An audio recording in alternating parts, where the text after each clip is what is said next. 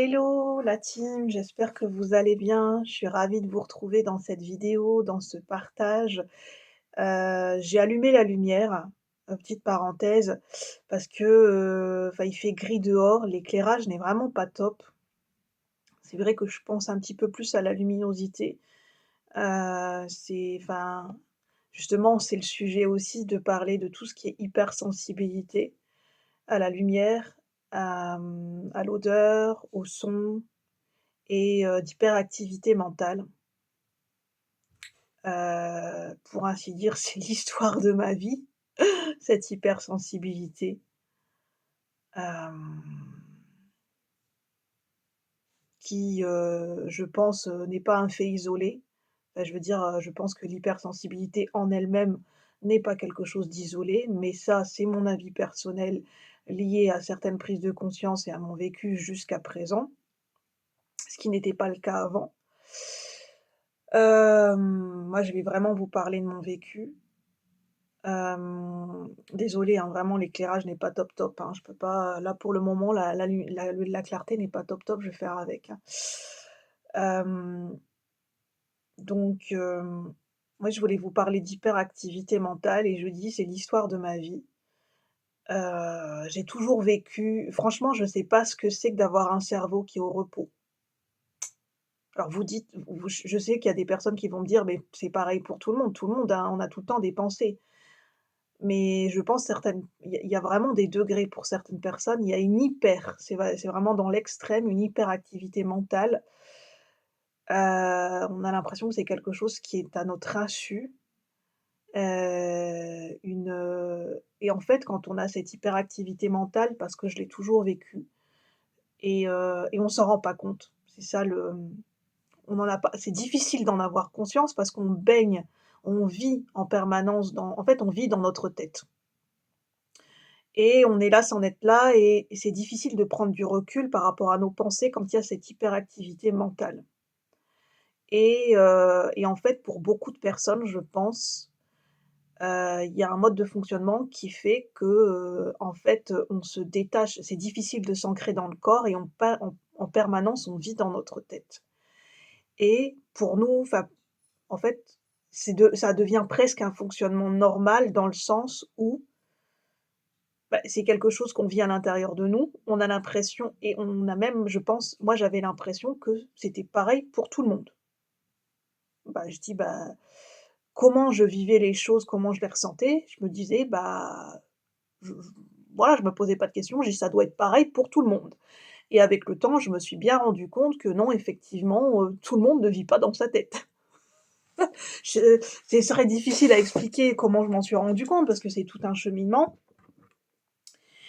Et il y a eu énormément de culpabilité parce qu'il y a eu beaucoup de fatigue. J'ai eu des périodes de vie où j'ai eu énormément de fatigue, énormément d'épuisement mental et d'épuisement physique et faire certaines choses du quotidien, ça me demandait beaucoup d'énergie. Il y avait vraiment une grosse culpabilité parce que je ne comprenais pas pourquoi. Je me disais: je fais pas assez d'efforts». C'est voilà, vraiment, c'est la croyance de la mauvaise volonté qui, en fait, est une grosse croyance qui est illusoire parce que, on part sur des bases qui sont erronées, parce que c'est lié à un mode de fonctionnement qui est différentiel. Moi, je suis pas thérapeute, je suis pas psychiatre, je suis pas là pour poser un diagnostic, je vous parle simplement de mon vécu, de là où j'en suis et de mes propres prises de conscience, des mots que j'utilise pour moi qui me parlent, sans pour autant, rentrer dans, je cherche pas forcément un vocabulaire scientifique. Moi, c'est ce qui m'aide pour le moment et je suis toujours en cheminement d'ailleurs et hem et c'est vrai que je me suis rendu compte que j'ai un rythme biologique qui est différent de la plupart des gens. Je mets beaucoup de temps à émerger le matin. J'ai beaucoup plus souvent de fatigue mentale. Hem, c'est plus difficile pour moi de revenir dans le corps, de sentir mon corps, d'être vraiment présent à des sensations physiques et d'être vraiment présent dans une interaction sociale, c'est-à-dire d'être présent au niveau du corps et des sensations physiques de ce qui se joue dans une interaction sociale. Quand je suis en communication avec les gens, je suis dans ma tête. Je suis en méta, c'est-à-dire je suis en train d'analyser la conversation. Non pas parce que je le souhaite, et parce que c'est mon mode de fonctionnement, enfin, je veux dire, ça fait partie de moi. C'est un mode de fonctionnement mental et j'ai envie de dire, mmh, un mode de fonctionnement, enfin, je veux dire au niveau, de tout un écosystème, en fait. Et je commence à me rendre compte, bah, effectivement, j'essaye de décomposer ma journée, les moments où je suis le plus fatiguée et je me rends compte que, bah, l'après-midi, je suis plus en forme, la nuit, ça va mieux, c'est très aléatoire le sommeil, je dors sans dormir, pendant très longtemps, j'ai un sommeil qui enfin mon mental, j'arrive un peu mieux à l'apaiser, il y a moins d'hyperactivité mentale, mais j'ai l'impression que je voyage la nuit, enfin que mes émotions voyagent la nuit, que j'ai pas mon corps n'est pas totalement au repos et et qu'il peut y avoir pourquoi moi je ne reviens pas dans le corps. Il y a un blocage parce que comme je suis clairsentiente, je ressens au niveau du corps, je ressens beaucoup, les impacts, je suis éponge émotionnelle par rapport à tout ce qui se passe à l'extérieur de moi. Ce qui fait que j'ai le corps qui est très en fait, il y a une pesanteur, il y a des douleurs au niveau du corps, j'ai des douleurs musculaires tous les jours, enfin, j'ai une pesanteur au niveau musculaire tous les jours. Hem, j'ai vraiment, enfin, j'ai l'impression vraiment de toute ma vie, j'ai eu cette sensation sur mon dos de porter le poids du monde sur mes épaules, mais physiquement, je l'ai toujours ressenti et je me disais même: «Mais je suis jeune et je me sens pas en é» je me sentais jamais en forme, jamais assez d'énergie. Et j'apprends à déculpabiliser parce que, pour moi, faire une simple activité du quotidien, ne serait-ce que faire la vaisselle, bah, ça me fatigue énormément, en fait. Je peux pas l'expliquer, faire des choses du quotidien me fatigue énormément. Alors que si je vais faire quelque chose, utiliser mon mental pour analyser, heu pour, par exemple, oui, ça me fatigue, par exemple, d'être des fois de faire des vidéos, des lives, mais c'est une fatigue que j'arrive plus ou moins à gérer parce que, bah, parce que mon énergie, elle est orientée, vers quelque chose qui m'appelle, en fait, c'est vers quelque chose qui me stimule et en fait, je me suis rendu compte que si je vais vers des choses qui ne me stimulent pas au niveau intellectuel ou au niveau du mental, en fait, je fatigue énormément parce que je dois faire un effort de concentration et c'est en fait, je me rends avec cette hyperactivité mentale, c'est très difficile pour moi de me concentrer sur une seule tâche pendant des heures. C'est très difficile.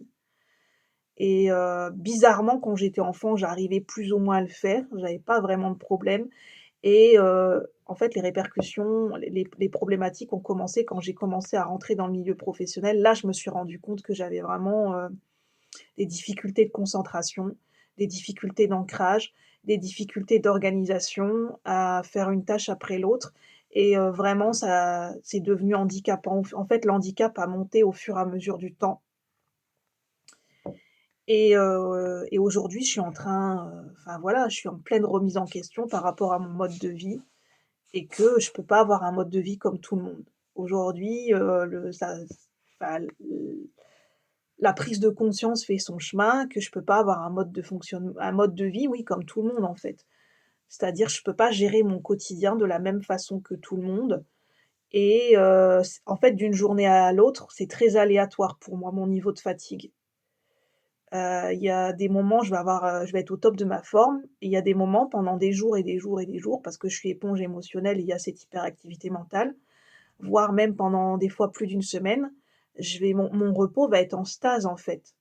J'ai plus de jus et j'ai plus d'inspiration et je suis vraiment, j'ai des très longues phases en mode récupération. Mon mental ne se régénère pas comme ça.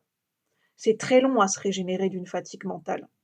Et moi, j'ai toujours connu, bah, ça a toujours été j'ai toujours connu des phases d'expansion et des phases de vraiment d'épuisement et de très, très longue récupération et il y a jamais eu une constance, en fait et ça a toujours été ça, bah, tout au long de ma vie jusqu'à présent depuis que je sais pas, depuis l'adolescence où j'ai pu, percevoir certaines choses jusqu'à maintenant et aujourd'hui, je commence à déculpabiliser et j'essaye d'accepter d'écouter un peu plus mon corps. mon corps ne peut pas suivre mon mental. J'ai un mental qui veut aller vite, j'ai un mental qui a beaucoup qui ça fuse au niveau des idées et de l'inspiration, mais malheureusement, en fait, c'est ça qui provoque ce déséquilibre et cette fatigue. Mon corps ne peut pas suivre la vitesse de mon mental et pour l'instant, je n'arrive pas à faire, coïncider les 2. Ce qui fait que, bah, j'alterne entre des phases d'énergie et des phases d'épuisement mais ça a un impact sur le corps. Voilà, je suis pas médecin, moi je vous parle simplement de mon propre cheminement et mon propre vécu. N'hésitez pas à vous renseigner auprès de psychologues ou de psychiatres ou de médecins, de faire vos propres recherches. Dans cette vidéo, je n'apporte pas de vocabulaire scientifique, si c'est ce que vous souhaitez, vous pouvez faire des recherches complémentaires. Sur ce, je vous souhaite, une bonne journée. Je vous dis à bientôt la team et merci de m'avoir écoutée. N'hésitez pas à me dire si ça a résonné pour vous, à liker si ça vous a aidé. Ça me permettrait de c'est un moyen de soutenir la chaîne et je vous en remercie et puis je souhaite la bienvenue aux nouvelles personnes qui se sont abonnées. Merci de votre confiance et je vous dis à bientôt pour de nouveaux partages. Merci la team, à bientôt.